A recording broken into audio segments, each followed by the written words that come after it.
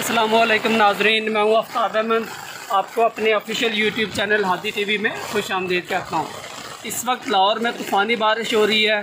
सुबह से बहुत बुरा हाल है, हर तरफ पानी पानी है।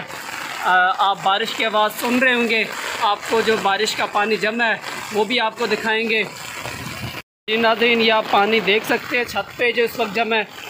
आपको अंदाज़ा हो जाएगा कि कितनी जब वो बारिश हो रही है।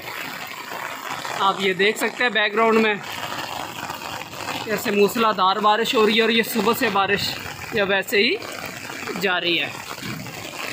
देख सकते हैं ये पानी की मिकदार, ये देख सकते हैं बाइक पंचर हुए हैं, लोग बड़ी मुश्किलात में।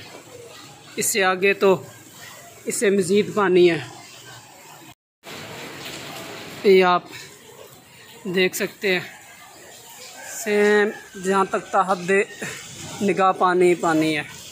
और ये बाहर मेन वॉल्टन पे तो इस टाइम 4-4, 5-5 फुट तक पानी होगा।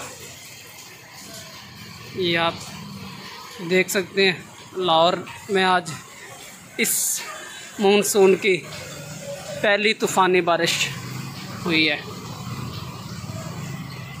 लोगों को बहुत मुश्किलात हैं, घरों में पानी भी घुस गया है और सफ़र में भी जो लोग हैं वो भी बहुत परेशान हैं।